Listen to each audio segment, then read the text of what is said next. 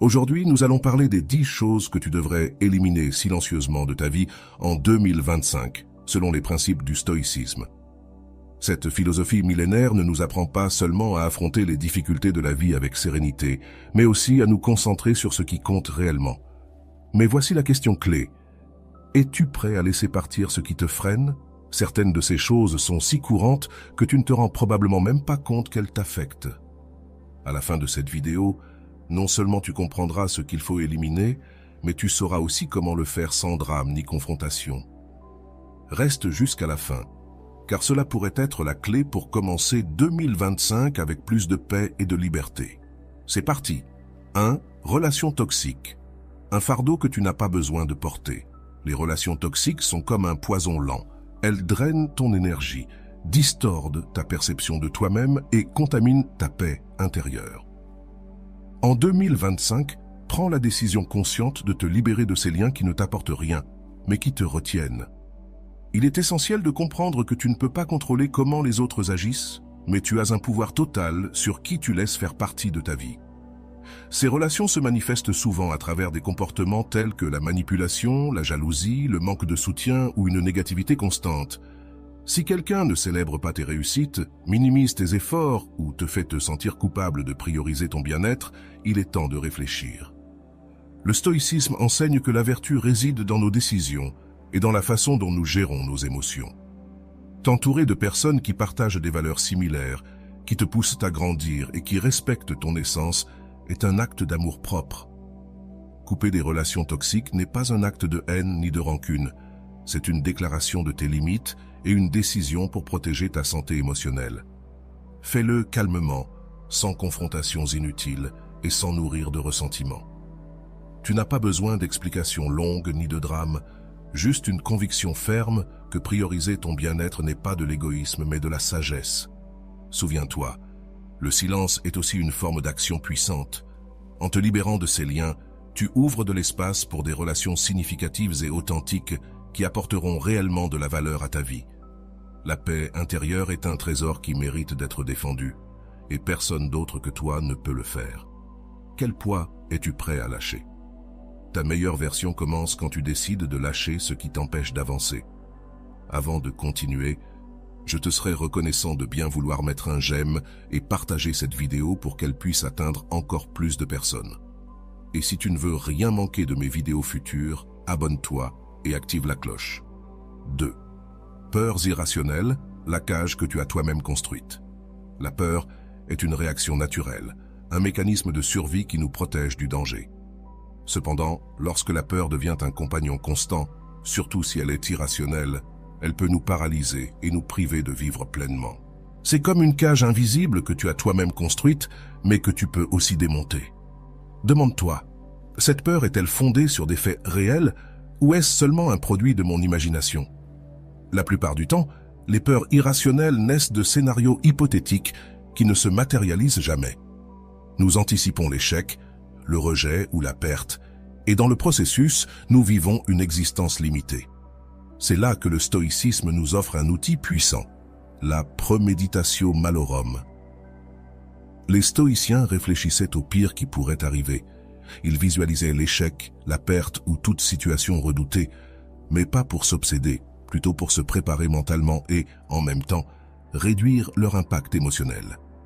Cet exercice ne signifie pas être pessimiste, mais accepter la nature imprévisible de la vie et comprendre que tu peux affronter ce qui vient avec force et équanimité.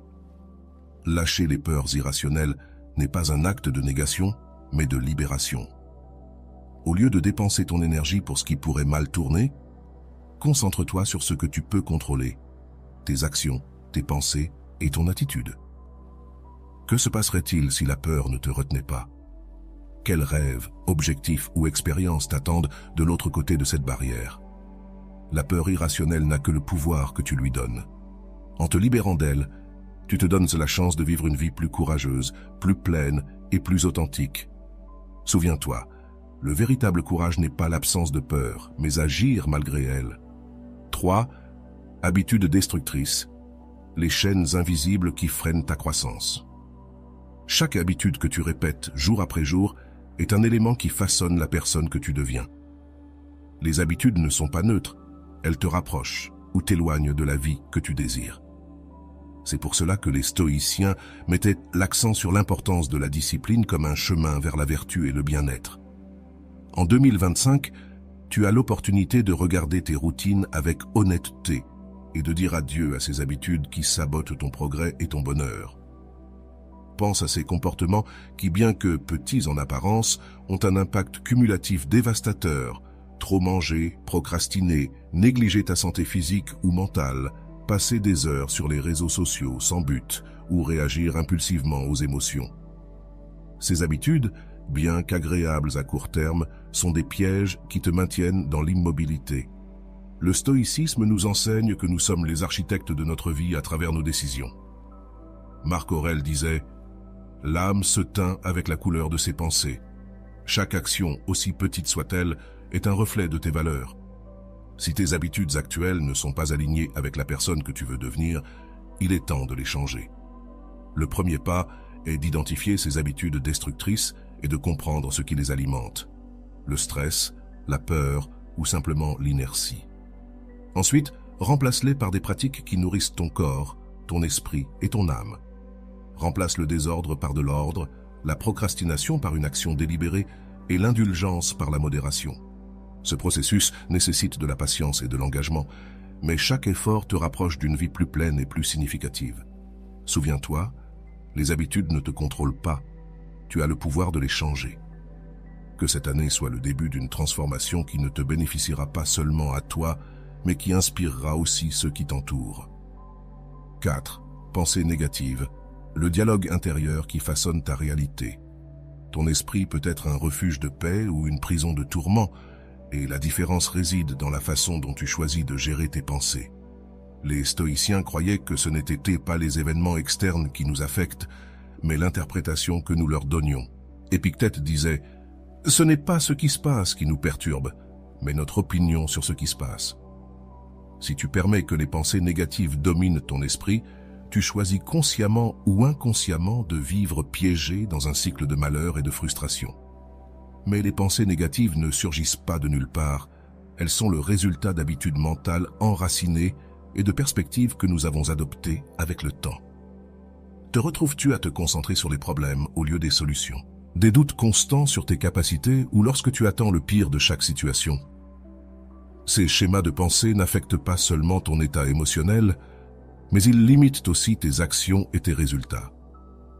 La solution n'est pas d'ignorer les défis ni d'adopter un optimisme superficiel, mais de pratiquer une mentalité pragmatique et constructive. Les stoïciens nous enseignent à observer nos pensées avec détachement, à les remettre en question et à les réorienter vers quelque chose de plus utile. Lorsque tu fais face à une difficulté, demande-toi « Que puis-je contrôler ici? Comment puis-je apprendre de cette expérience ?» Entraîner ton esprit à chercher des solutions et des apprentissages plutôt que des problèmes et des plaintes est un acte de discipline mentale. Changer cette habitude demande un effort conscient, mais les résultats sont transformateurs. En remplaçant le dialogue interne négatif par un dialogue fondé sur la force et la concentration, tu deviens l'architecte de ta propre sérénité. Rappelle-toi, tu ne peux pas éviter que certaines pensées apparaissent, mais tu peux choisir de ne pas t'y laisser piéger. Apprends à guider ton esprit, car celui qui contrôle ses pensées contrôle sa vie. 5. Bruit mental, le chaos qui étouffe ton essence. Dans le monde moderne, nous sommes constamment bombardés par une avalanche d'informations, d'opinions, de notifications et de distractions. Ce bruit mental ne nous surcharge pas seulement, il nous déconnecte aussi de ce qui est vraiment important. Notre essence, nos valeurs et notre paix intérieure. Quand as-tu vraiment écouté tes pensées pour la dernière fois, sans que le bruit extérieur ne les interrompe? Le bruit mental n'est pas seulement l'excès de stimuli externes, il inclut aussi les inquiétudes, les doutes et les voix internes qui se battent pour attirer ton attention. Cette saturation nous empêche de réfléchir, de prendre des décisions conscientes et de nous connecter à notre objectif. Les stoïciens comprenaient la valeur du silence comme un refuge où l'esprit peut trouver clarté et force. Marc Aurèle écrivait « Retire-toi en toi-même, surtout quand tu as besoin de tranquillité ». Pratiquer le silence ne signifie pas s'isoler du monde, mais apprendre à filtrer ce qui mérite vraiment ton attention.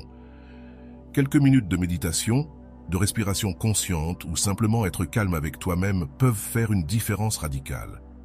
Cet espace d'introspection te permet d'organiser tes pensées, de prioriser tes actions et de répondre à la vie avec sérénité, au lieu de réagir impulsivement. De plus, pense à réduire la quantité d'informations inutiles que tu consommes. As-tu vraiment besoin de revoir les nouvelles chaque heure ou de passer des heures sur les réseaux sociaux? Élimine le bruit qui n'apporte aucune valeur et concentre-toi sur ce qui nourrit ton esprit et ton âme. Lorsque tu maîtrises l'art de calmer ton esprit, tu récupères ton pouvoir. Tu es plus conscient de tes émotions, plus clair dans tes objectifs et plus présent dans ta vie quotidienne. Rappelle-toi, dans le silence, tu ne trouves pas seulement la paix, mais aussi les réponses que le bruit essaie constamment d'étouffer. Ta clarté mentale est le fondement d'une vie équilibrée et authentique. 6. Ressentiment. La charge que tu choisis de lâcher. S'accrocher au ressentiment, c'est comme porter un lourd sac à dos rempli de pierres. Chaque pierre représente une blessure, une trahison ou une injustice que nous n'avons pas pu lâcher. Le problème est que cette charge n'affecte pas celui qui nous a fait du tort, mais nous-mêmes. Comme disait Sénèque, « Tant que tu te fâches contre ton ennemi, tu lui donnes du pouvoir sur toi. » Le ressentiment consomme notre énergie, obscurcit notre esprit et nous lie au passé, nous empêchant d'avancer. Nous ne pouvons pas changer ce qui est arrivé, mais nous avons le contrôle sur la façon dont nous y répondons. C'est là que le stoïcisme nous offre un enseignement précieux. Ce ne sont pas les événements qui nous blessent, mais notre interprétation de ceux-ci et notre incapacité à les lâcher. Pardonner ne signifie pas justifier ou minimiser le tort. C'est un acte de libération personnelle, une décision de cesser de laisser le passé contrôler ton présent. Lorsque tu pardonnes, tu ne dis pas « c'était bien », tu dis « je ne permettrai pas que cela affecte encore ma vie ». C'est un cadeau que tu te fais à toi-même, pas à l'autre. Le processus commence par reconnaître ce qui s'est passé et l'impact que cela a eu sur toi, mais ne t'accroche pas à la douleur. Pratique le détachement émotionnel en comprenant que le ressentiment perpétue seulement ta souffrance. Réfléchis à ce que tu peux apprendre de cette expérience et concentre ton énergie sur ce qui compte vraiment, ton bien-être et ta croissance. Imagine ce que cela ferait de lâcher ce sac à dos de pierre que tu portes. Légèreté, liberté, paix. Voilà le pouvoir de lâcher le ressentiment. Fais-le en silence, non pas pour prouver quelque chose aux autres, mais pour réclamer ton pouvoir sur ta propre vie. Le passé est passé. Ne laisse pas qu'il continue à voler ton présent. Septembre. Comparaison constante, le piège qui vole ta paix. Te comparer constamment aux autres, c'est comme courir une course interminable sur un chemin que tu n'as pas choisi. Il y aura toujours quelqu'un qui semble avoir plus de succès, plus de beauté, plus de bonheur ou plus de ressources, mais cette habitude n'est pas seulement épuisante, elle est aussi inutile. Marc Aurèle disait « Le bonheur de l'homme dépend de son opinion et cette opinion ne doit pas se baser sur des critères extérieurs. Quand tu te compares, tu mesures ta vie avec des règles qui ne te sont pas propres. Chaque personne a un chemin unique, avec des défis, des forces et des opportunités différentes. En te concentrant sur ce que les autres ont ou accomplissent, tu détournes ton attention de ce qui est vraiment important, ta propre progression. Au lieu de bâtir ta vie sur ce qui te rend authentique, tu finis par poursuivre des idéaux imposés par d'autres, t'éloignant de ton véritable essence. Le stoïcisme nous enseigne que la vertu et la satisfaction proviennent de l'amélioration de notre propre vie et non de la manière dont nous nous comparons aux autres. Demande-toi, suis-je aujourd'hui meilleur qu'hier? Prends-je des décisions qui m'approchent de mes valeurs et de mes objectifs? C'est la seule comparaison qui a du sens et de la valeur. Cesser de te comparer ne signifie pas ignorer les autres, mais changer ta perspective. Au lieu d'envier les réalisations de quelqu'un d'autre, cherche l'inspiration, apprends d'eux, mais ne te mesure pas à eux. Concentre-toi sur ce que tu peux contrôler, tes pensées, tes actions et tes attitudes. En lâchant le besoin de te comparer, tu découvres une liberté immense. Tu ne vis plus en fonction des attentes extérieures, mais en alignement avec ton propre objectif. Le vrai bonheur ne vient pas de surpasser les autres, mais de vivre fidèlement à qui tu es et de t'efforcer constamment de devenir meilleur chaque jour. 8. Attachement aux objets matériels, le poids invisible que tu portes. Combien de choses gardes-tu dont tu n'as vraiment pas besoin? Dans le monde moderne, nous sommes entourés d'objets matériels qui semblent promettre le bonheur. Mais en réalité, ce sont des fardeaux qui nous distraient de l'essentiel. L'attachement excessif au matériel nous fait croire que ce que nous possédons définit notre valeur. Cependant, cette approche ne fait que nous éloigner de ce qui importe vraiment: les expériences, les relations et la paix intérieure. Le stoïcisme nous invite à réfléchir sur la véritable nature de la possession. Épictète, l'un des grands philosophes stoïciens, disait « Ce ne sont pas les choses qui nous perturbent, mais nos opinions à leur sujet. » L'attachement aux objets matériels crée une illusion de sécurité, mais en réalité, cette sécurité est fragile et éphémère. Lorsque tu t'identifies trop à ce que tu possèdes, tu deviens vulnérable à la perte, à la peur et à l'insatisfaction. Le chemin vers la liberté intérieure passe par la simplicité. Le stoïcisme encourage le détachement et le minimalisme, non pas comme un rejet de la matérialité, mais comme une forme de libération. Apprécie ce que tu as, mais ne laisse pas ces objets définir ta vie ni ton bonheur. La véritable richesse ne réside pas dans les choses, mais dans la capacité de vivre avec ce qui est nécessaire, d'être heureux avec ce que l'on a, et de trouver de la valeur dans ce qui est tangible. L'amour, le développement personnel et la gratitude. Si tu te demandes ce qui est vraiment essentiel dans ta vie, tu découvriras que la paix mentale, la connexion véritable avec les autres et le but sont bien plus précieux que n'importe quelle possession. Te libérer de l'attachement matériel te permettra de te concentrer sur ce qui te remplit réellement, te permettant ainsi de vivre avec plus de liberté et moins de préoccupations. Ne laisse pas le passé devenir l'encre qui empêche ton avancée. En ravivant sans cesse les erreurs du passé, tu te condamnes à rester prisonnier d'un cycle de regrets et d'autocritique. Chaque fois que tu t'accroches à ce que tu ne peux plus changer, tu perds l'opportunité de vivre pleinement dans le présent. Le passé est une page déjà écrite, et bien que ces leçons puissent être précieuses, tu ne peux pas vivre en lui.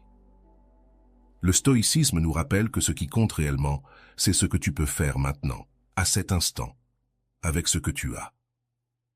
Marc Aurèle enseignait que le passé est sans importance, car nous ne pouvons pas le modifier. Les décisions que tu as prises, les erreurs commises, les pertes subies, tout cela est déjà fait. Au mieux, nous pouvons apprendre de ces expériences, mais rester prisonnier de celles-ci t'empêche seulement de grandir. Le temps et l'énergie que tu passes à déplorer ce qui est irréversible sont des ressources que tu pourrais utiliser pour construire quelque chose de meilleur dans le présent. Le présent est le seul endroit où tu as le contrôle. En lui, tu peux agir, réfléchir, changer et prendre de nouvelles décisions. Tout le reste est une perte d'énergie. Lorsque tu te concentres sur ce qui est déjà arrivé, tu t'éloignes de ce qui importe réellement. Ta capacité à t'adapter, à t'améliorer et à avancer. Te libérer du poids du passé exige une décision consciente. Apprends de tes erreurs, mais ne reste pas ancré en elles. Fais la paix avec ce qui a été et fais de ton présent un terrain fertile pour de nouvelles possibilités. Rappelle-toi, le futur commence aujourd'hui, et toi seul as le pouvoir de le façonner. Ne laisse pas ce qui a été te voler ce qui peut encore être. La solitude, la déconnexion, ne dépendent pas uniquement d'être seul. La solitude n'est pas toujours l'absence de personne, mais cette sensation de déconnexion intérieure que nous pouvons ressentir même entourés de gens. C'est le vide que l'on ressent lorsqu'on, malgré la compagnie, ne se comprend pas soi-même, ou qu'on ne sent pas qu'on est compris. Ce type de solitude est beaucoup plus profond, car il ne dépend pas de l'environnement, mais de la relation que tu as avec toi-même. Dans un monde aussi hyper connecté, nous nous laissons souvent distraire par les opinions, les attentes et les bruits externes, perdant ainsi le contact avec ce que nous sommes vraiment. Cependant, la véritable connexion commence en toi. Le stoïcisme nous enseigne que la paix intérieure et la clarté naissent lorsque tu prends le temps de te connaître profondément, de comprendre tes pensées, tes valeurs et tes émotions sans dépendre de la validation extérieure. Apprendre à apprécier ta propre compagnie ne signifie pas rejeter les autres, mais comprendre que ton bien-être ne doit pas dépendre de la présence ou de l'approbation des autres. Il s'agit d'apprendre à être en paix avec soi-même, à apprécier ta solitude comme un espace de croissance et de réflexion et non comme un vide. Cultiver des relations significatives est essentiel, mais il est aussi crucial de maintenir une relation profonde et honnête avec soi-même. Prends le temps de l'introspection, explore tes passions, confronte tes peurs et nourris ton esprit et ton âme. Ce n'est que lorsque tu es en paix avec toi-même que tu peux véritablement te connecter avec les autres de manière authentique. La véritable compagnie commence lorsque tu apprends à être ton propre ami, à apprécier ta propre présence et à construire une vie pleine de sens de l'intérieur. Ce sont les 10 choses que tu devrais éliminer en silence de ta vie pour commencer 2025 avec sérénité et concentration. Si cette vidéo t'a inspiré, n'oublie pas de lui donner un j'aime et de t'abonner à la chaîne. Partage ce message avec tes amis et ta famille, car on ne sait jamais qui pourrait avoir besoin de ce rappel. On se voit dans la prochaine vidéo où nous continuerons à explorer ensemble le pouvoir du stoïcisme et comment l'appliquer dans notre vie quotidienne. À bientôt.